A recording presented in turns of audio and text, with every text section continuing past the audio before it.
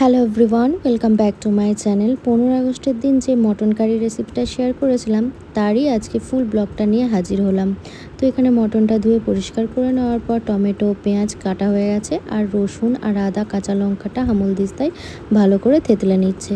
এরপর কড়াই গরম করে তাতে সর্ষের তেল দিয়ে এক এক করে ডুমো ডুমো করে কেটে রাখা আলুগুলোকে ডিপ ফ্রাই করে ভেজে তুলে নেওয়া হবে। এরপর কড়াইয়ের মধ্যে গোটা গরম মশলা, শুকনো লঙ্কা, তেজপাতা ফোড়ন দেওয়ার পর পেঁয়াজটাকে অ্যাড করে দিতে হবে।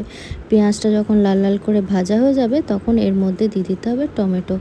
আসলে কদিন ধরে মনটা প্রচণ্ডই খারাপ, মন প্রচণ্ডই ভারী হয়ে আছে। আমাদের রাজ্যে একটা মর্মান্তিক দুর্ঘটনা ঘটে গেছে। আমরা সকলেই চাই যারা এই জঘন্য অপরাধ করেছে তাদের যেন কঠোর থেকে কঠোরতম শাস্তি হয়। যতবারই ফেসবুক ইউটিউব খুলছি মৌমিতার নিষ্পাপ মুখটা ততবারই বুকের ভেতরটা যেন হু হু করে উঠছে।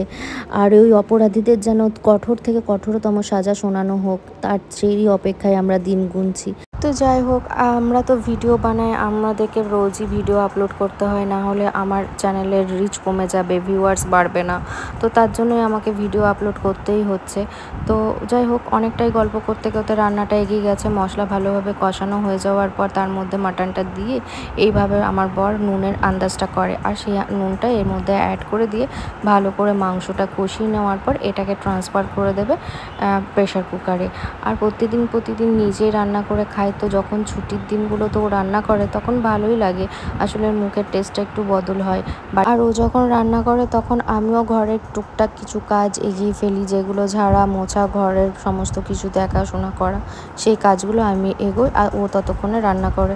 তো এরপর দেখুন মাংসটা ভালো করে কষানোর পর ওই আমলদিস্তাতে যে মশলাটা ছিল সেটাকেও ভালো করে জল দিয়ে আর কড়াইয়ের জলটাকে ট্রান্সফার করে দেওয়া হলো প্রেশার কুকারে। এরপর উপর থেকে আলু দিয়ে দেওয়া হলো, তার মধ্যে দিয়ে দিল গরম মশলা আর পরিমাণ মতন ঘি। দেওয়ার পর এটাকে লো টু মিডিয়াম ফ্লেমে প্রায় 5 থেকে 6টা সিটি দেওয়ার পরই নামিয়ে নেওয়া হবে। তো তৈরি হয়ে গেছে আজকে ছুটির দিনে বানানো মটন কারি। রেসিপিটা কেমন লাগলো অতি অবশ্যই কমেন্টে জানাবেন। দেখা হচ্ছে পরের দিন অন্য একটা ভিডিওর সঙ্গে। সবাই ভালো থাকবেন, সুস্থ থাকবেন।